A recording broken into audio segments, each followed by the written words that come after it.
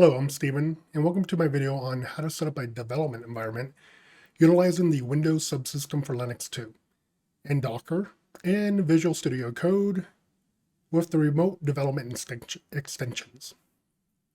Now, you could install Docker if you wanted to using the Windows desktop installation if you wanted to, but I prefer not to. Biggest reason is I prefer to keep it the way I do my installations for Docker and stuff on my host machines on the servers. So I try to keep it the same way as much as possible. Now, I have some issues when using WSL2.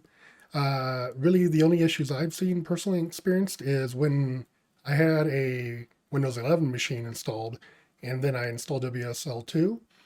I was having issues with the Docker environment and the Linux VM crashing as soon as I started running the Docker containers and started them up. Sometimes it takes a couple minutes. Sometimes right after I started them up, they crash pretty shortly. So I went back to Windows 10 and I didn't have this problem anymore. It just went away. So I don't know if it's because Windows 11 or something else. But easiest fix was just to stay away from 11 for right now and continue to use 10. The other issue I've had is it's very possible if you recently, like your work environment has, say, added CrowdStrike or a firewall service like that recently, it's very possible that they may not be configured correctly to allow WSL2 to work. And what I mean by that is when CrowdStrike was enabled for our machines, they didn't have it configured to allow WSL2 to work, so it couldn't communicate to the internet correctly and stuff like that. So you couldn't install packages, no installations or extra stuff like that. So working with our IT, easy enough to fix. They just created a specific group for allowing individuals who are doing this to work correctly. All right. So first things first, we need to get WSL2 installed so we can utilize it and start getting things done. So a couple ways of going about doing that. But one is you could just jump right over to the store. So let's go ahead and do that. And in the store, just do a search Ubuntu or Linux, whatever distro you want to use that's available. And once you're there, you can go ahead and say, hey, pick your distro, install it, and let it do its thing. But if you prefer, you can also do this from PowerShell. And one of the easiest ways to figure out how to do this is to use the guides that are online for Microsoft themselves. So let's go ahead and jump over and do that. All right, so here we are in Firefox. And from here, you can see I already have a web link pulled up for the WSL install. You can do a quick Google search, or you'll see I leave the links down below in the comments and or the description of the video. So from here, really just follow the instructions. It's pretty straightforward. Open up PowerShell, WSL --install, let it do it. It's going to do its thing, and you'll be done. And then from there, all you have to do is WSL install-d for distributions. So I'm going to jump over and we'll see how this works. All right, so here we are in PowerShell. And from here, we need to do a couple things, right? So according to the instructions, one of the first things we need to do is, I've already done WSL --install. So it's already installed on my system and available to me. But next thing you'll need to do is actually get a distro installed. And one way you can figure out a list of distros is to do WSL-L-O. And here you go. So all the distros are available to install. And then from there, it's just WSL install. And then the distro name, so Ubuntu. And Ubuntu is going to get installed now. Now, once the distro is installed, first thing you'll get is a terminal window pops up. And from here, you're going to provide your username and a password. And here we are. We're going to start our Windows WSL2 VM. And we can go ahead and command to see we're in our home directory and everything. So pretty cool. That's all you need to do. You're ready to go. And from here, we can go ahead and start getting Docker installed. So let's go ahead and do that next. All right, so in order to install Docker the way I want to do it is, easiest thing to do is just jump on over and do a quick search for, in this case, I'm using Ubuntu. So I'm going to do a search for installing Docker for Ubuntu, and then it'll pop up. And really, all you need to do is run through the instructions here real quick. And you do this, you won't have any problems getting installed. So that's what we're going to do. And I'm going to jump back over now, and we can go ahead and get this going. All right, so let's go ahead and start installing our service here. Now, in order to do this, I'm going to utilize Windows Terminal. So I'm going to, I actually need to quit Terminal. All right, so now I have Terminal installed or open and restarted it. We can see that just by clicking on my drop down, we can see my new distro was already added to the terminal. So I can go ahead and select that one, and we're inside of it now. And from here, we can go ahead and get started on installing Docker. And just to make sure Docker's not installed, again, sudo service Docker start. No Docker there. All right, so let's get Docker installed. Now, if you're following the instructions from the website, first thing they're going to want you to do is to make sure you don't have a previous version installed. So you run that, good to go. You have to do a update. So we'll go ahead and let that run through. Shouldn't take too long, just depending on your own computer and your internet connection. But let's go ahead and update the environment or the Linux distro. And then we go ahead and get the cert information. Follow that step. Yes. And that'll go ahead and finish up. And then from here, we go ahead and grab the GPG keys. And then move on to the next step here. And grab the stable release. And from here, we should be able to do an update. Oops, got a little sticky mouse there. All right, so that's done. And now we can go ahead and install Docker and its required components. All right, so there we go. Docker's installed. So now we can go ahead and start the service. So we want to do service, sudo service, Docker start, Docker starting. We can check the status, see it's running. We can find out by just doing Docker PS. Oh wait, no permissions. So we can fix this real quick because I just want to set permissions up on my user account for who am I, and I want Steven, me, to have that ability. So the easiest way to do it is to sudo vi etc group. Come down to the bottom here. You can see this is in here. Edit, add myself to my user to the group for Docker. Now Docker PS. Not going to work. Not yet. You know what? I think in here we actually have to restart it. Let's find out. Oh, that did not restart. Oh, there we go. Yeah, so I had to close the terminal. I don't know why. But I have to do it all the time. Close the terminal, reopen it, and there we go. Permissions are sticking now. All right, so Docker's up and running. Now, inside the Windows subsystem for Linux, WSL2, when you start, every time you come back into, if you shut down or restart or anything like that, the Docker, you'll have to restart Docker again.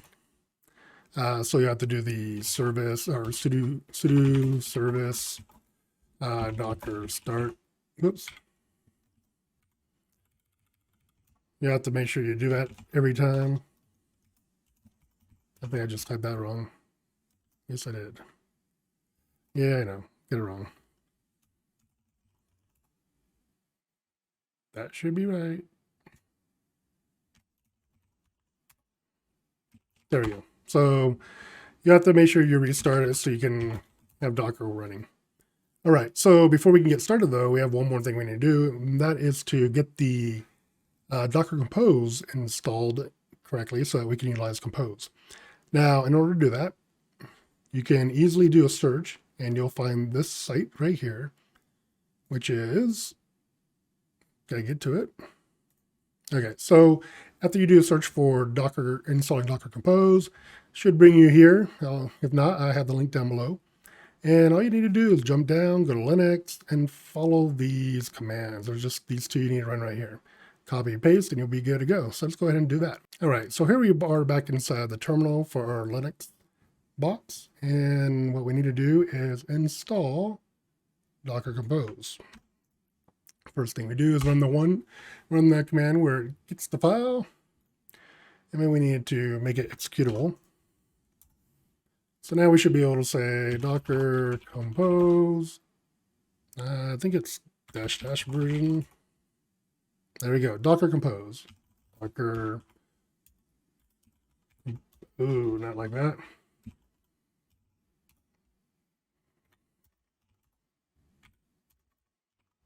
There we go.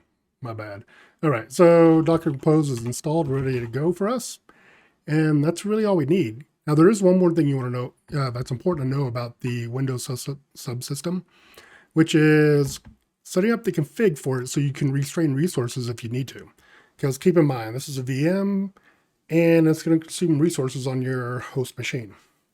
So if you're wanting to have more control over that, there is a way to do it. So what we'll do is jump over to code. All right, so once you're inside of VSCode or your own text editor or whatever you'd like to use, what we can do is say, file, open file, and what you should be looking for is underneath users, your profile.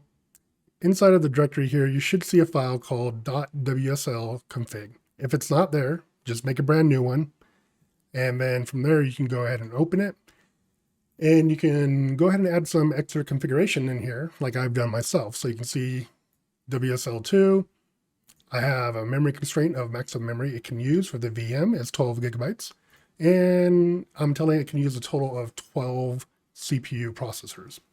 So if you want to do more with this, there's plenty more you can do and put in here. And if you wanted to do that, what you want to do is go and look up inside your browser. And you can go and look up the configuration or configure Linux distributions for WSL2. And you can go ahead and read through the page and see a lot of different options on how you can set this up and get different things out of it. So if you scroll down to the bottom here, you can see there's a WSL.conf, change mounting options, network options, user, boot, and then you get down to one I just showed you, the WSL.config. And you can see an example here, the kernel, memory limits for the VM and processor limits for the VM. So that's where I got this information from. And it's very helpful, especially if you don't have a lot of RAM or anything like that. Maybe you only got 8 or something. You want to make sure you restrict it. You can do that. And that's how you can restrict the VM itself from the VM level inside your WSL2. All right, so that takes care of that. Next thing we need to do is go ahead and get our VSCode set up so we can use it with WSL2. All right, so back in here, I'm going to close this because I don't need it anymore. And here we are. We're inside of WSL2. A couple things we need to do and install. First thing I want to do is I have quite a few extensions for the stuff I need, but the one that you should probably get installed, that you'll need in order to interact with it in containers, is the remote development. You can see it includes 3 packages. So you have remote WSL, and then remote containers, and then it also includes remote SSH. And actually, for my work, at work for myself, I use all these, so they're very helpful for everything I'm doing, especially for spinning up a quick container to try to figure things out, figure out configurations or reproduce things. It's really helpful to do that. All right, so once you get this installed, we can go ahead and move on. And what we need to do is go over to Remote Explorer. And you can see I have a couple in here. So you have you can add new WSL targets, but I'm not going to do it that way. One way I like to do it is when I'm over inside of, or to get a target, to get the one I'm working in, the distro I'm working in to show up, I like to just go on over to my terminal again. And from here, we can see, whoops, dang it. I'm missing some keys here. Okay. Cancel that. And I'm currently inside here, so I want to change to home. And I want to do all my work inside of my folder for my user. And here we are. So back inside of home, Steven. And one thing you could do is just from here, you could easily just type code. That will install the VSCode server into the environment for your Linux environment. And then it will open up a window. All right, so here we are once again inside of VSCode. And from here, you can see we have a new window opened, and down here, the terminal opened with it as well. So I can go ahead and pwd, and the terminal in here is at our home, and it's inside my user, Steven. So just by typing code inside of the terminal, back there in Windows Terminal, we were able to get VS Code to open up and bring us right into our environment. So we can go down here to Remote Explorer, and we can see down here, our current active one is the one with the green check. That's the one we're inside right now for Ubuntu. We can go ahead and jump up here to the Explorer, and we could say open a folder. We could open directly to our path if we want to, say okay. It's going to ask us to trust it. I'm going to say trust always. And voila, here we go. Now we have Explorer up on the left-hand side. It gives us a little bit more functionality for quickly moving around inside the environment. It did close the terminal on us, so we could say new terminal. Here we are back again in the terminal again. It's all good to go. And we do see it's a bash terminal. Mess around a little bit. Now, from here, let's go ahead and get to our environment set up. Well, actually, this is our environment. So we're basically good to go. We could start working with, say, Docker if we wanted to. Now, you don't see the Docker on the sidebar here. So go to extensions. And what you have here is locally installed ones for your host. And then you have down here in extensions, WSL, and then the current distribution that you're in. And you can see we don't have any extensions installed here. So there are extensions that we can install over. And you can see when you're up here in the local, as you scroll down, some of them will show stuff like, say, hey, install NWSL Ubuntu. So I'll go ahead and click on that. It's installing. Now it's down here available. It popped up on our sidebar. I can scroll down a little bit more. Any other ones that can be installed over there that support it will pop up as well. So I can bring over, say, pretty or prettier. Can get installed as well. So I have that support. And any other support I want to bring with me is available. So from here, let's go ahead and jump down to the Docker tab. And here's our Docker. So like check to make sure it's still running, but it is up and running. So we're good to go. So now we can go ahead and do all of our work from here and start doing anything we wanted to. I mean, we can jump over here in the Explorer and open up files, edit them, and save them. Keep in mind though, you need to be, like, say you did sudo